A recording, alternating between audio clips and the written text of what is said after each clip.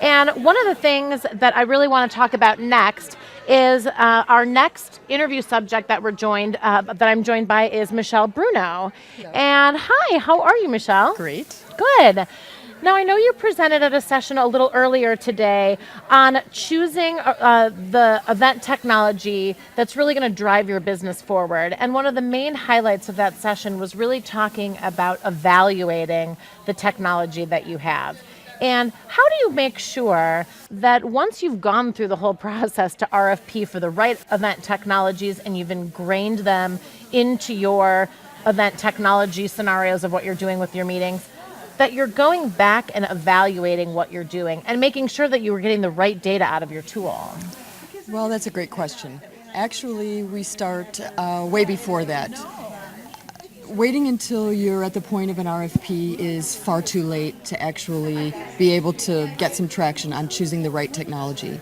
So what my colleagues and I were talking about is really building a strategy before the RFP to enable them to understand exactly what they're after, meeting objectives, how to map it out on paper, or as my colleague suggested, Post-its on a wall. Whatever your process is, map it out, and then finally use that information to approach your C-suite, get their buy-in, and then also ask the correct questions to your technology vendors.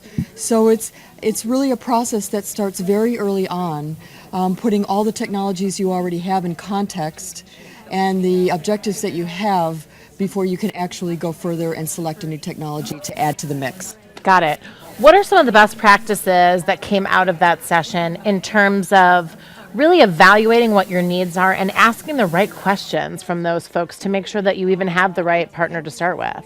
Well, one of the big things we really talked about was using visualizations, and we actually mapped the objectives for a corporate meeting. If your objective, for example, is to drive sales in your meeting, we suggested that you map it out in the form of a technology stack, which is the way that a lot of technology companies do it outside of the industry. In other words, categorize the technology that you already have in-house in terms of how that technology meets the specific objectives of your meeting and the specific tasks that you as a planner have to perform during that meeting in order to meet those objectives. So it's an actual mapping out visualization of the technology that you have already. Got it. Makes sense. Makes sense. So you've picked the ideal technology. Mm-hmm. It's working awesome in your organization.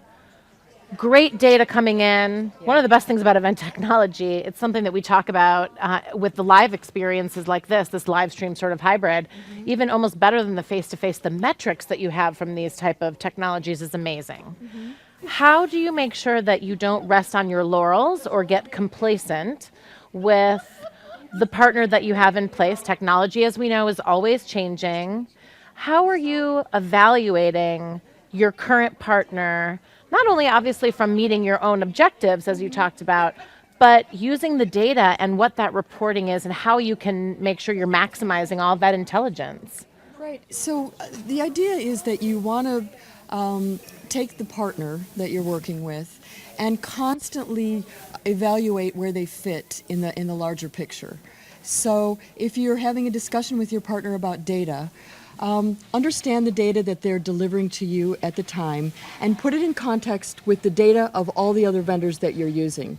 When you do that, it allows you to understand whether there are gaps in data, whether there's an overlap. In other words, you're getting the same data from another vendor as you are from this vendor.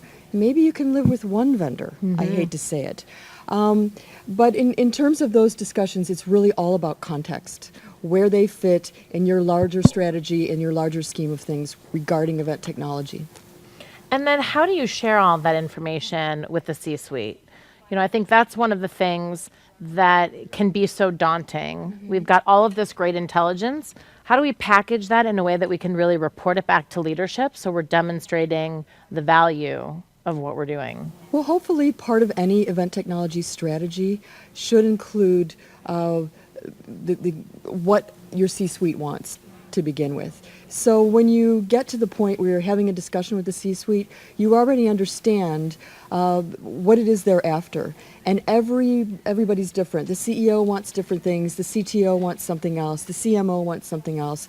So when you have this discussion, you're talking to them in terms of the KPIs that they're looking for, and you have that discussion on their terms, because they don't really care about what the app does. They really don't care about the features, the functions, the benefits, all of that stuff.